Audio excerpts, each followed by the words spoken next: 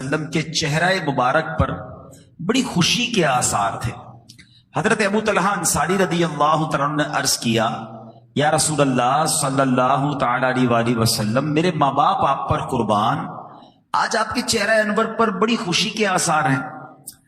सरकार दो आलम सल्लल्लाहु तआला अलैहि वसल्लम ने इरशाद फरमाया, बेशक अभी जिब्रील अमीन अलैहिस्सलाम मेरे पास आए, कहा, ए मोहम्मद सल्लल्लाहु तआला अलैहि वसल्लम, जिसने आप पर एक बार दुरूद पाक पढ़ा, अल्लाह पाक उसके आमाल नामे में 10 नेकियां लिखेगा और 10 गुनाह मिटा देगा और 10 दर्जात बढ़ा देगा। उन पर दुरूद जिनको कसे बेकसां कहें, उन पर दुरूद जिनको कसे बेकसां कहें, उन पर सलाम जिनको खबर बेखबर की है। सल्लु अलल हबीब सल्लल्लाहु तआला अला मुहम्मद सल्लल्लाहु अलैहि वसल्लम। इस खूबसूरत बहुत ही प्यारी हदीस में दो बातें बड़ी सीखने को मिल रही हैं। नबी पाक अलैहिस्सलाम के चेहरा अनवर पर खुशी के आसार हैं। अच्छा, ये खुशी क्यों है? जिब्रील अमीन ने आकर प्यारे आका को जो खबर दी, बज़ाहिर इसमें नबी पाक के लिए तो कोई इस तरह देखा जाए तो कोई इनाम या खुशखबरी वाला मामला नहीं है। ये तो उम्मतियों के लिए ऐलान था। हमारे काम अच्छे हो रहे हैं कि एक दुरूद पढ़ेंगे तो 10 नेकियां, 10 गुनाह माफ, 10 दर्जे बुलंद हो रहे हैं। मगर सरकारे दो आलम सल्लल्लाहु अलैहि वसल्लम को उम्मत से प्यार कितना है। खुशखबरी नबी पाक को दी गई कि आपकी उम्मतियों को ये इनाम दिया जाएगा हर दुरूद पढ़ने पर, तो मेरा आका अलैहिस्सलाम का चेहरा चमक उठता है। नबी पाक हमसे कितनी मोहब्बत फरमाते हैं, हमसे कितना प्यार फरमाते हैं कि उम्मतियों का भला हो जाए, उम्मती खुशहाल हो जाए, इनके बिगड़े काम बन जाए तो नबी पाक राजी हो जाया करते हैं। शायर कहते हैं ना, आता है फकीरों पे उन्हें प्यार कुछ ऐसा, आता है फकीरों पे उन्हें प्यार कुछ ऐसा, खुद भीख दें और खुद कहें मंगता का भला। भीख भी दे रहे हैं और दुआ भी दे रहे हैं कि मंगते का भला हो जाए। अब हमारा काम बन रहा है, नबी पाक राजी हो रहे हैं। अच्छा, दूसरी खूबसूरत बात कि ये बज़ाहिर हम शायद रियलाइज नहीं कर पाते, हम समझ नहीं पाते कि ये नाम कितना बड़ा है। हाँ, हर दुरूद पर 10 नेकियां लिख दी जाएंगी, 10 गुनाह मिटा दिए जाएंगे, 10 दर्जे बुलंद कर दिए जाएंगे। अल्लाह की बारगाह में दर्जा बुलंद होना, ये उनसे पूछो तो सरकारी दफातर में नॉर्मली काम करते हैं। एक ग्रेड बढ़ाने के लिए, एक दर्जा बढ़ाने के लिए कितनी कोशिश करते हैं।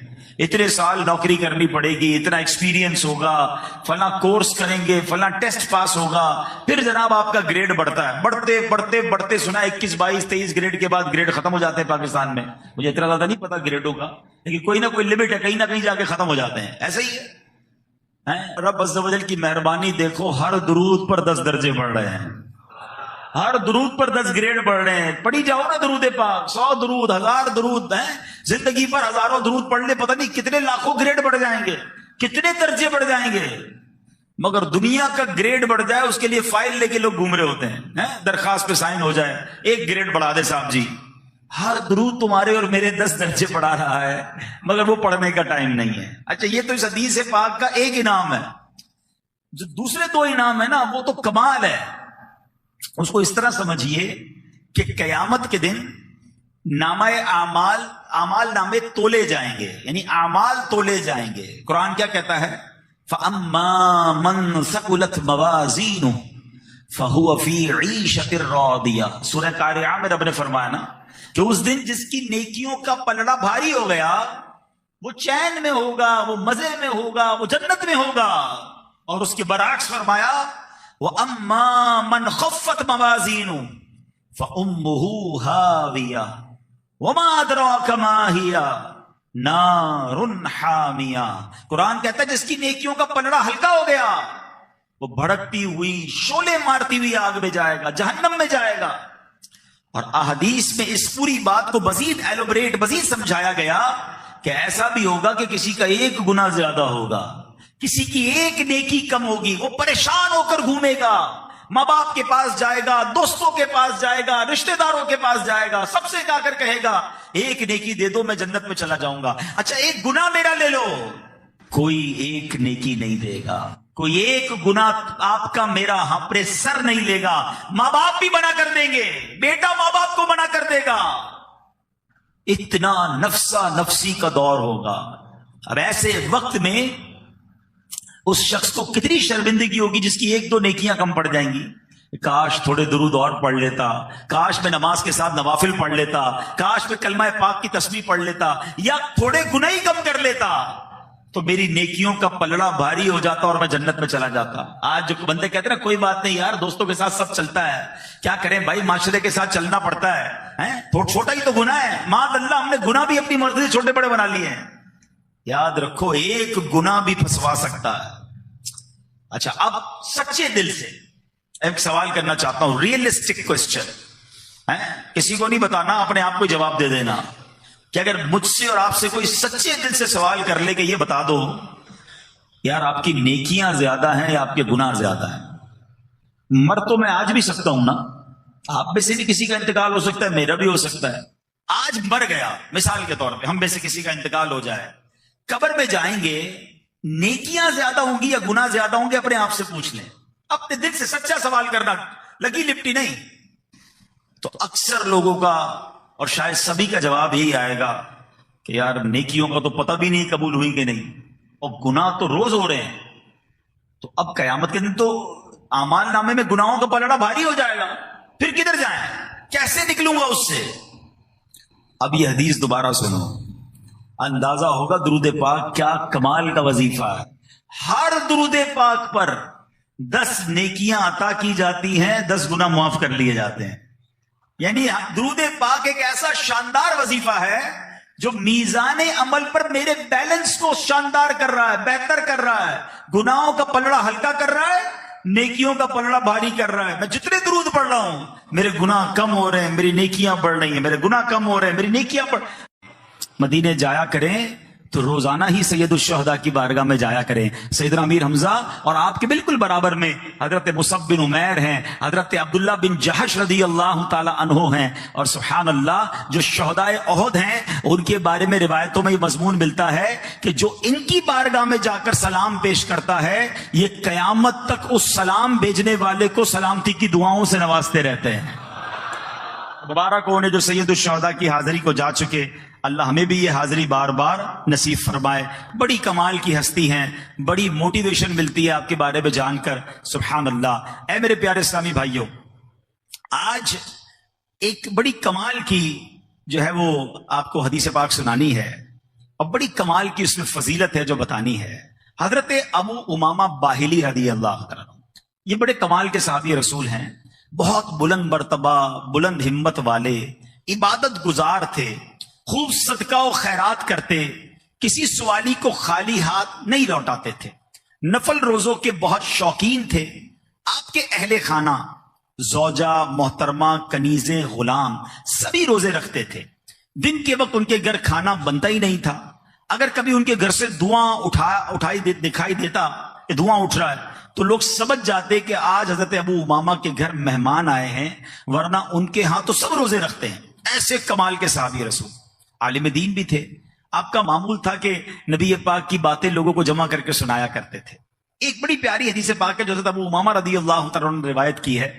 آپ روایت کرتے ہیں کہ یہ حدیث ترمذی شریف میں ہے کہ نبی پاک علیہ الصلوۃ والسلام نے فرمایا، ان اغبط اولیاء عندی، بے شک میرے نزدیک میرے دوستوں میں زیادہ قابل رشک دوست وہ ہیں جن میں یہ صفات ہوں۔ آئے ہائے، نبی پاک کیا فرما رہے ہیں؟ میرے دوستوں میں، آقا علیہ الصلوۃ والسلام کے دوستوں میں، اور اس میں بھی ٹاپ لیول کے زیادہ قابل رشک کون ہے؟ تو یہ کیسے لوگ ہوں گے بھائی؟ اب ذرا غور سے سنیے کہ جو نبی پاک کا دوست بننا چاہے، ہم تو غلام ہیں، آقا قبول فرما لے، غلامی میں تو ہی بیڑا پار ہو جائے گا، مگر آقا ان لوگوں کو اپنا دوست فرما رہے ہیں۔ فرمایا جو مومن ہو، نمبر 2 خفیف الحاظ، کم سامان والا ہو، نمبر 3 ذو حظ من الصلاۃ، کثرت سے نماز پڑھنے والا ہو، نمبر 4 احسن عبادت ربی، اپنے رب کے اچھے انداز سے عبادت کرنے والا ہو، نمبر 5 وَأَطَاعَهُ فِي السِّرِّ، تنہائی میں اللہ پاک کی فرما برداری کرنے والا ہو، نمبر 6 وَكَانَ غَامِدًا فِي النَّاسِ لَا يُشَارُ إِلَيْهِ بِالْأَصَابِعِ، لوگوں میں چھپا ہوا ہو، اس کی طرف انگلیوں سے اشارے نہ کیے جاتے ہو۔ اور نمبر 7، وَكَانَ رِزْقُهُ كَفَافًا فَصَبَرَ عَلَى ذَلِكَ، اس کا رزق یعنی اس کی جو آمدن ہے بقدر کفایت ہو اور وہ اس پر صبر کرتا ہو۔ یہ 7 قسم کے لوگ، یہ 7 اوصاف ہیں اس بندے کے، یہ 7 کیٹیگری ہیں اس بندے کی کہ سبحان اللہ، آقا فرماتے ہیں کہ یہ میرے سب سے زیادہ قابل رشک دوست ہیں، دوست میں بھی اور قریب دوست ہیں۔ سبحان اللہ، ذرا غور کیجئے، کچھ نیکیاں ایسے ہوتی ہیں جس میں کہا جاتا ہے یہ نیکی کر لے تو جنت کی بشارت ہے، کچھ نیکیاں ہوتی ہیں جس کے بارے میں کہا جاتا ہے کر لے تو جہنم سے چھٹکارا مل جاتا ہے، کسی کے بارے میں فرمایا کہ یہ کام کر لے تو پل صراط سے آسانی سے گزر جائے گا، کسی کام کے بارے میں کہا جاتا ہے قبر کے عذاب سے بچ جائے گا۔ اللہ اکبر، یہ 7 اوصاف کیسے ہیں کہ جس میں شامل ہو جائیں، آقا فرماتے میرا قابل رشک دوست ہے۔ ہائے ہائے، اللہ کا محبوب بنے جو تمہیں چاہے، اللہ کا محبوب بنے جو تمہیں چاہے، اس کا تو بیاں ہی نہیں، تم جسے چاہو۔ ذرا سوچئے، نبی پاک جسے چاہ لے اس کا عالم کیا ہوگا۔ تو اے میرے پیارے اسلامی بھائیوں، اور ایک بات اور یاد رکھیں، علماء فرماتے ہیں جس کو نبی پاک علیہ الصلوۃ والسلام اپنا دوست بنا لے، اسے اللہ پاک اپنا ولی بنا لیتا ہے۔ اور جو ولی بن جائے اس کے بارے میں قرآن میں کیا فرمایا؟ الا ان اولیاء اللہ لا خوف علیہم ولا هم يحزنون، سن لو، بے شک اللہ کے ولیوں پر نہ کچھ خوف ہوگا اور نہ وہ غمگین ہوں گے۔ سبحان اللہ، نبی پاک علیہ الصلوۃ والسلام کے دوست کی شان کیا ہے کہ جو پیارے آقا کا دوست وہ اللہ کا بھی پیارا ہے، جو اللہ کا پیارا ہوتا ہے اس کی کیا شان ہوتی ہے؟ حدیثوں میں آتا ہے جو اللہ کا ولی ہو اللہ پاک اس کی خصوصی مدد فرماتا ہے، جو اللہ پاک کا دوست ہو اللہ پاک اسے گناہوں سے محفوظ رکھتا ہے، جو اللہ پاک کا دوست ہو اسے دنیا کی محبت سے بچایا جاتا ہے، جو اللہ پاک کا دوست ہو رب کریم اس کی چاہت کو رد نہیں کرتا، اللہ پاک کا ولی جو مانگے وہ عطا کیا جاتا ہے۔ اچھا، اب ذرا ان 7 اوصاف کو ہم تھوڑا تھوڑا سمجھتے ہیں تاکہ یہ 7 کون سی خوبیاں ہیں، ہم کوشش کریں کہ ہمارے اندر بھی یہ خوبیاں آ جائیں۔ ایمان، پہلا وصف کیا ہے کہ وہ بندہ مومن ہو۔ یاد رکھیے، ایمان والا ہونا بڑی سعادت ہے۔ اللہ قرآن میں فرماتا ہے اے ایمان والو اللہ سے ڈرو جیسا ڈرنے کا حق ہے، اور نہ مرنا مگر مسلمان، یعنی ایمان سلامت لے کر قبر میں جانا ہے۔ ہم اللہ سے آج دعا کرتے ہیں کہ اللہ سیکنڈ کے کروڑویں حصے میں بھی ہمارا ایمان ہم سے جدا نہ ہو، ہم ایمان سلامت لے کر قبر میں جائیں۔ تو ایمان کی حفاظت کی ہمیں فکر کرنی چاہیے۔ مگر ایک بات یاد رکھیے گا، آج کل بڑا لاجک کا زمانہ ہے، یہ بڑا عجیب سوشل میڈیا کے معاملات آ گئے ہیں۔ جناب یہ اسلام کا حکم ہے، اس کے پیچھے لاجک بتائیں، یہ ہمیں سمجھ نہیں آ رہا، اسلام کا یہ آرڈر سمجھ نہیں آ رہا، عقل پر فیصلے ہو رہے ہیں۔ نہیں جناب، ایمان جو ہے نا اس کی بنیاد عقل پر نہیں رکھنی ہے، ایمان کی بنیاد عشق پر رکھنی ہے۔ ہاں یاد رکھیے گا، بعض اوقات عقل اٹک جاتی ہے، ایمان کے معاملات یہ عشق سے ہوتے ہیں۔ اللہ کو دیکھا ہے؟ نہیں دیکھا نا، مانتے ہیں اللہ ایک ہے۔ نبی پاک بظاہر ہم نے ان کا دور نہیں پایا، دیدار نہیں ہوا ہم میں سے بہت سو کو، ہم مانتے ہیں وہ اللہ کے نبی ہیں، وہ آخری نبی ہیں۔ ہم نے نہیں دیکھا جبریل امین قرآن لے کر آتے تھے، اللہ کے نبی سے سنا ہے، ہم ایمان لے آئے کہ جبریل امین بھی ہیں، قرآن بھی نازل ہوا ہے، اللہ کی آخری کتاب ہے، اس پہ کوئی شک نہیں ہے۔ ارے جب اتنی باتیں بغیر دیکھے مان لی، بغیر دلیل کے مان لی، اب کدھر سے تمہارے دماغ میں یہ باتیں آئی ہیں کہ جناب لاجک بتائیے، اس کی وجہ بتائیے، اسلام کا یہ حکم کیوں ہے ہمیں سمجھ نہیں آ رہا۔ میری آپ کی سمجھ کیا ہے؟ ہمارا کام ماننا ہے، ہم ایمان لائے ہیں اللہ پر، ہم غیب پر ایمان لانے والے ہیں۔ تو بڑی گہری بات ہے کہ نبی پاک کا دوست وہ ہے جو مومن ہے، اور مومن وہ ہے جو ایمان سلامت لے کر دنیا سے جائے۔ تو شیطان کے واروں سے اگر بچنا ہے تو اپنے ایمان کی جو بنیاد ہے وہ عشق پر رکھنی ہے۔ کیا خوبصورت بات کہی نا، فرمایا کہ عقل جو ہے،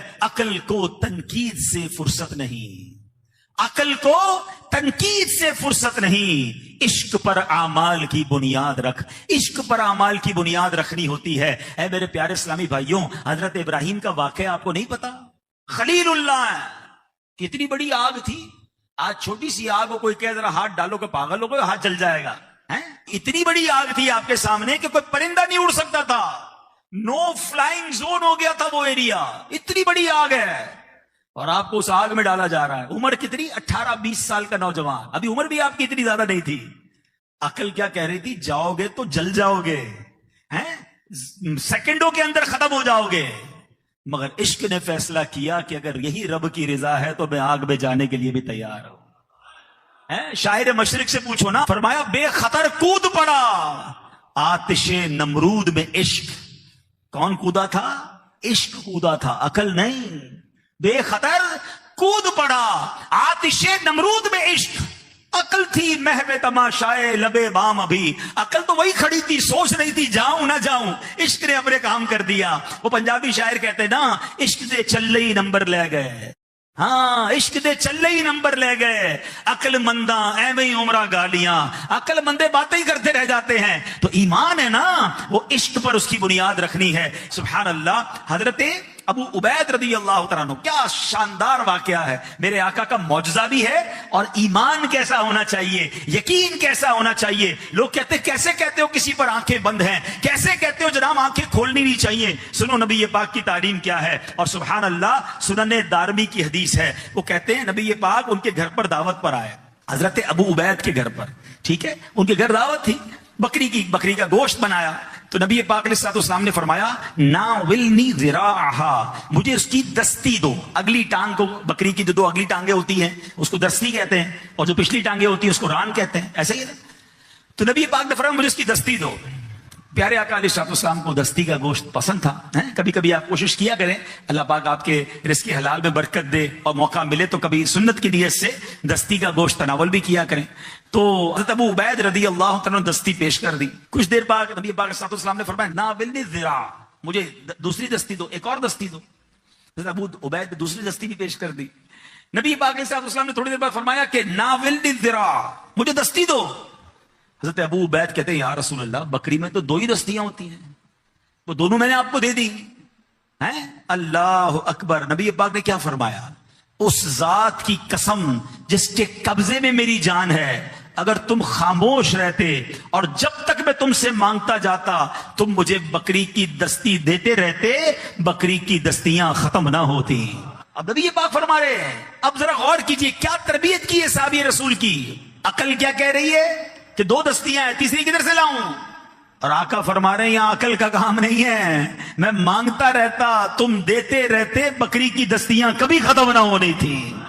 یہ وہی نبی ہیں جناب, جب ان کی انگلیاں برتن میں جاتی ہیں تو 5 انگلیوں سے پانی کے فوارے ایسے جاری ہوتے ہیں کہ 1500 صحابہ پانی پی لیتے ہیں, ان کے جانور پانی پی لیتے ہیں, ان کے برتن پر جاتے ہیں, صحابہ وضو بھی کر لیتے ہیں. صحابی سے پوچھا گیا بتاؤ تو صحیح پانی نکل کتنے جوش سے رہا تھا. کہتے اللہ کی قسم اگر 1,00,000 صحابہ ہوتے, میرے آقا کی انگلیوں سے ایسے فوارے جاری تھے کہ سب کے سب سیراب ہو جایا کرتے. میرے رضا کہتے ہیں نا, انگلیاں ہیں فیض پر, ٹوٹے ہیں پیاسے جھوم کر, ندیاں پنجاب رحمت کی ہیں جاری, واہ واہ اللہ اکبر. مگر اس واقعے سے جہاں نبی پاک کا کمال پتا چل رہا ہے, وہاں تربیت بھی کیا ہو رہی ہے. عقل تمہاری کہہ رہی ہے 2 دستیاں ہیں, آنکھیں تمہاری کہہ رہی ہیں 2 دستیاں ہیں. نہیں, اپنے ایمان کی بنیاد اپنی عقل اور اپنی نگاہوں پر نہیں, میرے فرمان پر رکھو. جب نبی پاک فرما رہے ہیں تمہارا کام تھا دیتے جاتے دستیاں کبھی ختم نہ ہوتی.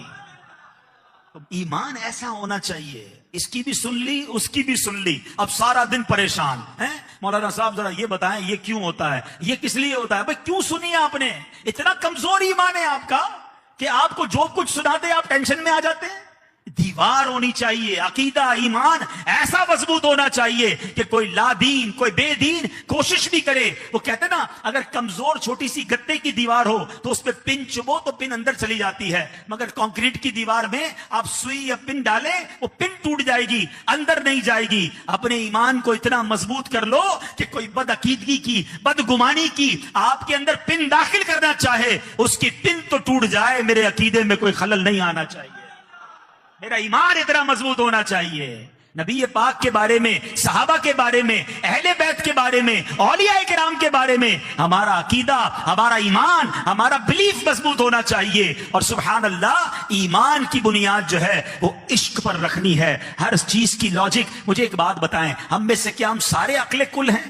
ہم خود کہتے ہیں یار یہ بندہ بڑا عقل مند ہے، اگلا ملتا ہے بندہ کہتا ہے یہ اس سے زیادہ عقل مند ہے، ارے باپ رے باپ یہ تو جینیس ہے. مگر بعض اوقات جو جینیس ہوتا ہے اس کی کوئی تحقیق ہوتی ہے، 50-100 سال بعد وہ غلط ثابت ہو جاتی ہے، نئی تحقیق آ جاتی ہے. تو یہ تو ہماری عقلوں کا حال ہے. اور ہم کہتے ہیں جناب ایمان کو بھی عقل پر تولیں گے، اللہ کی قدرت کو بھی عقل سے چیک کریں گے، اولیاء کرام کی کرامتوں کو بھی عقل سے سمجھیں گے. میری آپ کی عقل کی اوقات نہیں ہے. ہمارا کام عشق کے بنیاد پر اپنے عقیدے اور ایمان کو مضبوط رکھنا ہے. اور یہی ہمارے صحابہ کا انداز تھا، یہی ہمارے اولیاء کرام کا انداز تھا. مجھے ایک بات بتاؤ نا، ایک غزوہ عمر کے اسی غزوہ احد کی بات ہے، حضرت ابو قتادہ کی آنکھ باہر آ گئی. عقل کیا کہتی ہے؟ فوراً جاؤ ڈاکٹر کے پاس، فوراً جاؤ طبیب کے پاس. عقل سے فیصلہ کیا یا عشق سے فیصلہ کیا؟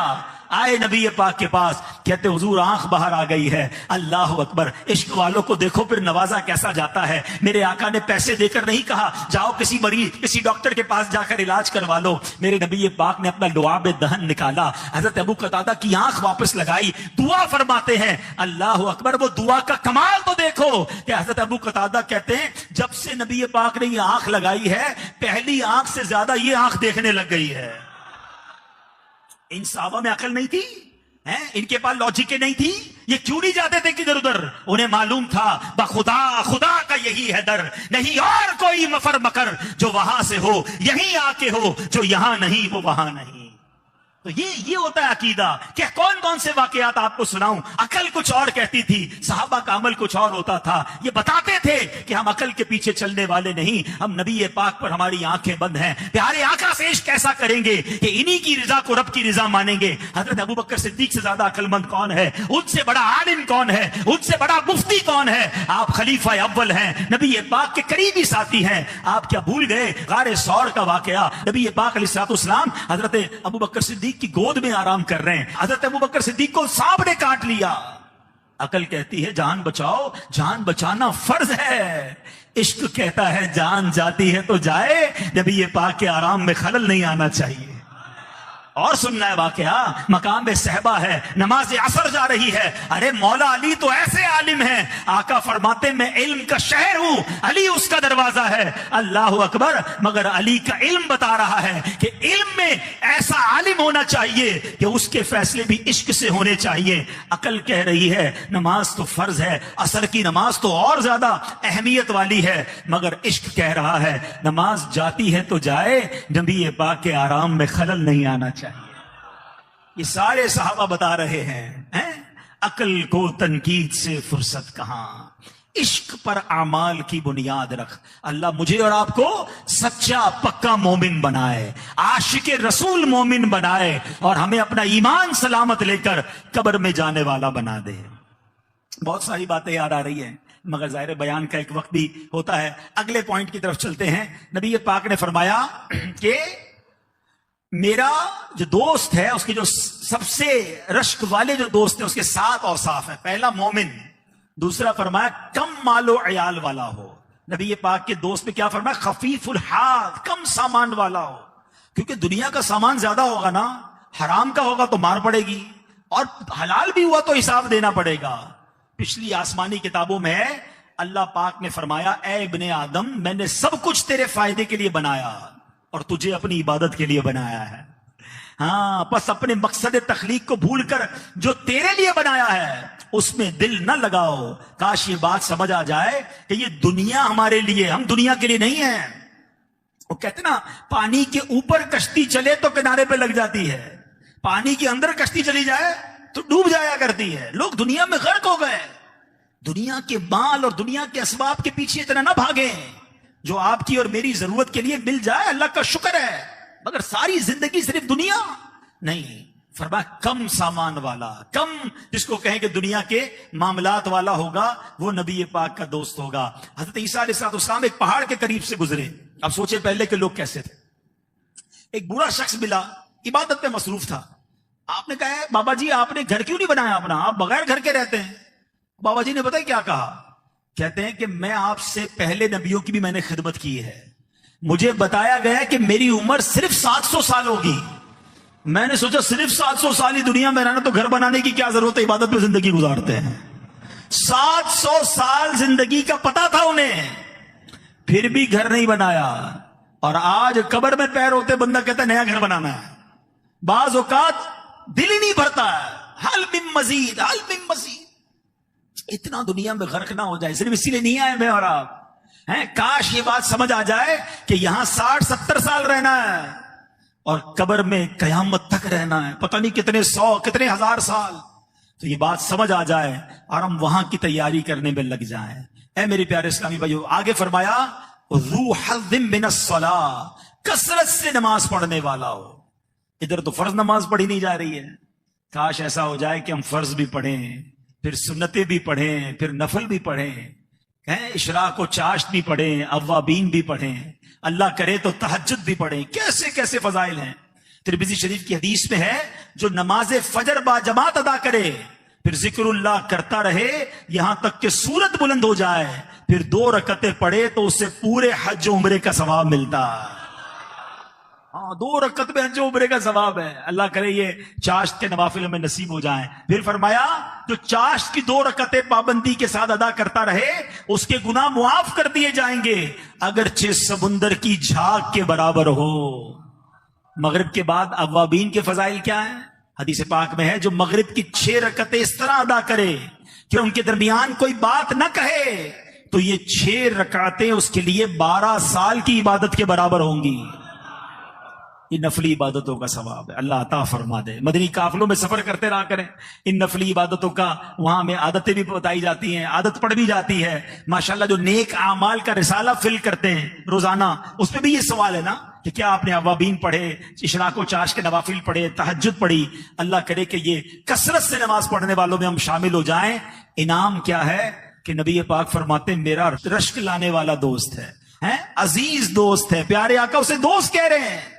تو اب سوچئے کہ میں کتنی اس کی فکر کرنی چاہیے. آگے فرمایا نبی پاک علیہ الصلوۃ والسلام نے کہ اگلا وصف کیا ہے. فرمایا تنہائی میں بھی اپنے رب کی فرما برداری کرنے والا ہو. ہائے ہائے ہائے, کاش ایسا ہو جائے کہ ہم اکیلے میں بھی رب سے ڈریں. آج دنیا والے دیکھ لیں اس بات کی ٹینشن تو ہے, ابو نہ دیکھ لیں, بھائی نہ دیکھ لیں, محلے والے نہ دیکھ لیں, شہر والے نہ دیکھ لیں. اللہ دیکھ رہا ہے, اس کی کوئی پرواہ نہیں. ایک حدیث سنیے, میں نے آج حدیث پڑھی نا, ادھر جا کے لگتی ہے. جملہ سنیے گا. اللہ کے نبی علیہ الصلوۃ والسلام فرماتے ہیں, ان کے پاس ایک صحابی آئے, کہتے یا رسول اللہ صلی اللہ علیہ وسلم مجھے کچھ نصیحت کیجیے. تو نبی پاک نے فرمایا اللہ پاک سے ایسے حیا کرو جیسے اپنی قوم کے نیک شخص سے حیا کرتے ہو. ہائے ہائے ہائے, یہ کتنا کیسا سمجھایا نبی پاک نے کہ اپنی قوم میں کوئی نیک بندہ ہو نا, بندہ سگریٹ چھپا لیتے ہیں, بعض اوقات اس کے سامنے گناہ نہیں کرتے, کم از کم اتنی تو اللہ سے حیا کر لو جتنی اپنی قوم کے نیک بندے سے حیا کرتے ہیں. مگر آج لوگوں کا خیال ہے, رب کا خیال نہیں ہے. کاش ہم تنہائی میں بھی رب کی بارگاہ میں حیا کرنے والے بن جائیں, گناہ سے بچنے والے بن جائیں. چھٹا وصف فرمایا وَكَانَ غَامِدًا فِي النَّاسِ لَا يُشَارُ عِلَيْهِ بِالْأَصَابِعِ, وہ لوگوں میں چھپا ہوا ہو, لوگ اس کی طرف انگلیوں سے اشارے نہ کریں. مشہور ہونے کی جو تمنا ہے نا, حب جا ایسی گھر کر گئی ہے. اب تو بڑی بڑی عمر کے مطلب بزرگ ہوتے ہیں, وہ بھی کہتے ہیں ہمیں بھی سیلفی چاہیے. ارے بابا جی آپ ان کن کاموں میں پڑ گئے, چھوٹے بچے سے لے کر بڑے آدمی تک بہت سارے لوگوں کو جناب اب یہ عجیب سا خب سوار ہو گیا, میرے لائکس ہوں, میرے فالوورز ہوں, دنیا مجھے جانے. ذرا سوچئے کہیں ایسا نہ ہو یہ عادت ہمیں برباد کر دے. ذرا غور سے سنیے گا حدیث پاک. نبی پاک علیہ الصلوۃ والسلام فرماتے ہیں جو حب جاں ہے نا, یہ کس طرح ایمان کو برباد کرتی ہے. فرمایا 2 بھوکے بھیڑیے بکریوں کے ریوڑ میں جتنی تباہی نہیں مچاتے, مال اور شہرت کی محبت اس سے زیادہ تباہی انسان کے دین میں مچا دیتی ہے. بھوکے بھیڑیوں اور بکریوں کے ریوڑ میں چھوڑے کیسی چیڑ پھاڑ کر دیں گے. فرمایا مال کی محبت اور شہرت کی محبت بندے کے ایمان کو ایسے برباد کر دیتی ہے. یہ خدا را اس سے نکل آئیے, اللہ کی رضا کے لیے نیکیاں کیجئے, شہرت کی خواہش نہ ہو. ہاں اللہ جسے چاہے عزت دے, وَتُعِزُّ مَن تَشَاءُ وَتُذِلُّ مَن تَشَاءُ.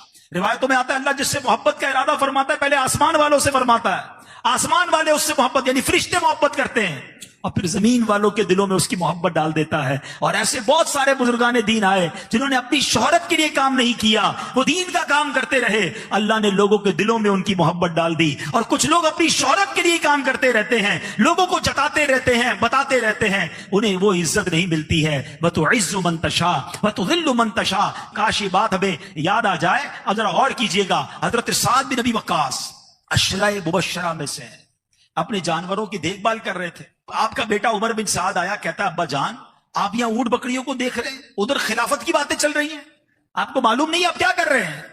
حضرت سعد بن ابی وقاص نے اس کے سینے پر ہاتھ مارا, فرمایا اس کو چپ ہو جا. پھر نبی پاک کی حدیث سنائی, فرماتے میں نے آقا علیہ الصلوۃ والسلام کو فرماتے ہوئے سنا ہے, ان اللہ یحب العبد التقی الغنی الخفی. بے شک اللہ پاک تقوی والے غنی اور گمنام بندے سے محبت فرماتا ہے. ہمارا ٹارگٹ یہ لوگ پسند کر لیں, ہمارا ٹارگٹ یہ میں لوگوں کا پسندیدہ ہو جاؤں, ادھر سے بھی لائک مل جائے, ادھر سے بھی لائک مل جائے. مزہ یہ ہے کہ اللہ پسند فرما لے, میں اللہ کا پسندیدہ ہو جاؤں, اس کے حبیب کا پسندیدہ ہو جاؤں. ایک بات یاد رکھیے گا, یہ جو سوشل میڈیا کا بھوت سوار ہے نا, ایک جملہ سن جاؤ آج, لوگوں کے لائک کے لیے ایسا کام مت کرنا کہ اللہ رسول کی بارگاہ میں ان لائک ہو جاؤ. اگر ادھر ناپسندیدہ ہو گئے نا, چاہے تمہارے کروڑوں لائکس ہیں, مارے جاؤ گے. اور نارملی تو لاکھوں کروڑوں لائکس کے لیے لوگ گناہوں والے کام کر رہے ہیں نا, کیونکہ نیگیٹو بات کریں گے تو مشہور ہوں گے, لوگ سنیں گے, لوگ دیکھیں گے, لوگ انجوائے کریں گے. میں کسی کو ستاؤں گا, پرینک کروں گا, الٹی بات کروں گا تو لوگ خوش ہوں گے, مجھے اس کے ڈالر ملیں گے. سوچئے وہ سوشل میڈیا کے کلپ بنانے والے, آپ مر جائیں گے, یہ کلپ باقی رہے گا. جب تک لوگ دیکھتے رہیں گے آپ کو قبر میں بھی گناہ ملتا رہے گا. ایسے گناہ جاریہ والے لائک کیا کرنے ہیں؟ مشورہ یہ ہے, بے شک دنیا میں مجھے کوئی پسند نہ کرے, اللہ رسول کی بارگاہ میں پسندیدہ ہو گیا نا, وہاں سے لائک مل گیا کہ یہ میرا مقبول بندہ ہے, یہ میرا پسندیدہ بندہ ہے. آقا فرمائے یہ میرا دوست ہے, خدا کی قسم زندگی وصول ہے. آخری بات, اللہ کے حبیب علیہ الصلوۃ والسلام فرماتے ہیں کہ وہ 7واں وصف کیا ہے اس کا, فرمایا وَكَانَ رِزْقُهُ كَفَافًا فَصَبَرَ عَلَى ذَلِكَ, بقدر کفایت روزی پر صبر کرنے والا ہو. اللہ پاک اسے جتنا رزق دے اس پر قناعت کرنے والا ہو, اس پر خوش رہنے والا ہو. سبحان اللہ. اور یہاں میرے بہت سارے بھائی ایسے ہوں گے, مجھے اندازہ ہے مڈل کلاس کے, اور بعض میرے وہ بھائی بھی ہوں گے جن کا بڑا مشکل سے گزارا ہو رہا ہوگا, کچھ قرضے میں بھی میرے بھائی ہوں گے, کچھ روزگار کے مسائل کا بھی شکار ہوں گے. آپ یقین کریں, میں نے کتنی بار یہ حدیث پڑھی ہے, مگر جب جب پڑھی ہے ایک خوشی بھی دل میں داخل ہوتی ہے اور ایک عجیب سا غم بھی داخل ہو جاتا ہے. خوشی آپ سب کے لیے کیا ہے, پہلے میں وہ سناتا ہوں. وہ حدیث سنیے. اگر آپ مالی تنگی میں ہیں, ہاتھ تنگ ہے, تنخواہ پوری نہیں ہوتی ہے, قرضہ نہیں ختم ہو رہا, پسند کے کھانے نہیں کھا پاتے, اچھے کپڑے نہیں لے پاتے, پسند کی گھر آپ نہیں لے پائے, خدا کی قسم اس حدیث کو سنو, یہ کتنا بڑا انعام ہے. اللہ کے حبیب علیہ الصلوۃ والسلام فرماتے ہیں, من رضی من اللہ بالیسیر من رزقی رضی اللہ منہ بالقلیل من العمل. آقا فرماتے ہیں جو اللہ پاک کے دیے ہوئے تھوڑے رزق پر راضی ہو جائے گا, اللہ پاک اس کے تھوڑے عمل پر راضی ہو جائے گا. خدا کی قسم یہ سودا مہنگا نہیں ہے, یہ سودا مہنگا نہیں ہے. اگر دنیا میں تھوڑا رزق ملے اور میرا رب میرے تھوڑے عمل پر راضی ہو جائے, مجھے پکڑے نہ, مجھ سے حساب نہ ہو, مجھے مار نہ پڑے, مجھے کہہ دیا جائے کہ میرے اس بندے کو جنت میں داخل کر دو, یہ سودا مہنگا نہیں ہے. ارے دنیا میں محل ہو, دنیا میں گاڑیاں ہو, دنیا میں پیسہ ہو, اور قیامت کے دن سوال ہو جائے کہ ایک ایک نعمت کا حساب دو, اب تمہیں ہر سوال کا جواب دینا پڑے گا, کیسے دیں گے؟ اس حدیث میں شکر کرنے والے غریبوں کے لیے انعام ہے, اور گناہ گار امیروں کے لیے پیغام بھی ہے کہ دیکھو اللہ تھوڑے رزق پر جو راضی ہوتا ہے نا, اس کے تھوڑے عمل پر بھی راضی ہو جاتا ہے. مگر جو بہت سارا رزق جسے دیا گیا ہے, جسے بہت ساری نعمتیں دی گئی, اگر اس سے حساب لیا گیا, اس سے زیادہ عمل مانگا گیا, تو کدھر جائے گا وہ؟ تو یہ سوچنا ہے. تو اے میرے غریب اسلامی بھائیوں, شکوہ نہ کیا کرو, ایک جملہ یاد رکھنا، یہ نہیں کہا کہ اللہ نے جس کو تھوڑا دیا اس کے تھوڑے عمل پر راضی ہوگا، یہ نہیں فرمایا. جو تھوڑے رزق پر راضی ہو جائے، راضی رہنا ہے، شکوہ نہیں کرنا، کمپلین نہیں کرنی ہے. انشاءاللہ وہاں وہ دیا جائے گا. کتابوں میں لکھا ہے کہ جب غریبوں کو نعمتیں دی جائیں گی تو امیر لوگ حسرت کریں گے کہ اتنا بڑا انعام. بعض روایتوں میں آتا ہے غریب امیروں سے کئی 100 سال پہلے جنت میں جائیں گے. سوچے نہیں یہ سودا مہنگا نہیں ہے. اگر آپ اللہ کی رضا پر راضی رہ کر زندگی گزارتے ہیں، غربت بھی ہے اور شکوہ